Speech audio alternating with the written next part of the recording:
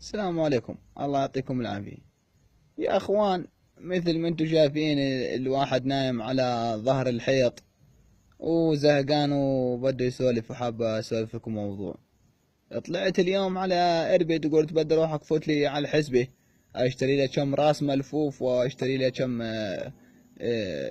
هيش راس زهرة، وكم ضمة فجل.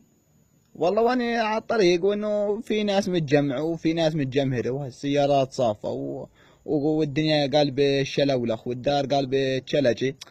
قلت يا عمي فينا، لو ما فينا الناس ما بتكونش مثل الفش على القش بالطريقة هاي. والله حضرت وشو بي يا جماعة الخير، وانهم بيقولوا في شاب متقهقر على ظهر البرج من فوق وبده ينتحر. ايه قابله، الله يبلاك بالدقدقة ومرض ما يكون دواء غير قرصة زقرطة. الله يبلاك بدقدقة ومرض ما يكون دواء غير قرصة زقرطة يا البعيد. ولك طالع على ظهر البرج تام انك تنتحر، ولك بتفكر هو الانتحار هو كلمة وخلص وكفينا. ولك كان بدك تنتحر ما فيش داعي تطلع على ظهر البرج وتصير تصيح. تجيب لك كسرة خبز ودهن عليها شوية لانيت وتمردغ لك شوي والله يسهل عليك. الا يا حبيبي لك ودنك بتفكر انك بس تموت وتهم يلاقوك غادي ويقولوا لك يا حبيبي انت رحت انتحرت. يا حبيبي من الحياة قسم ونصيب. على كل حال انت جاي من سفر، فوت ريح بالجنة وبعدين بنسولف. ها ها هاي. لا يا حبيبي غلطان، وحياة عويناتك غلطان. على جهنم، على جهنم وبئس المصير.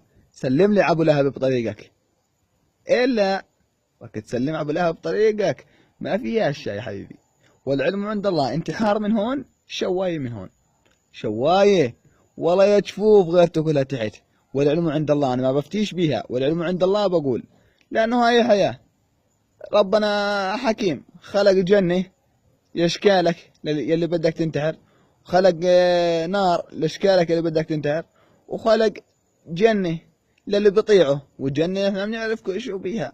ما خطر على قلب بشر، تخيل يعني، ما خطر على قلب بشر. يعني جوز والعلم عند الله انه قرن الموز يكون طوله 6 متر. الا بدك موز بدك تصلي، صلي واتقي الله بتلاقي جنة. غد بالقبر ما بقول له الكيشة كم بنت حبيت، وما بقول له الكيشة كم بنت حكيت، ما بقول له الكيشة حبيته ولا خنته ولا كذا، ما بقول له الكيشة كم يوم قعدت على الفيسبوك. بقول له لك كم ركعة صليت. شو بك تجاوب؟ الله يعطيك العافية. اسوق عليك الله، عملت اخر مرة قريت قرآن. الله يعطيك العافية.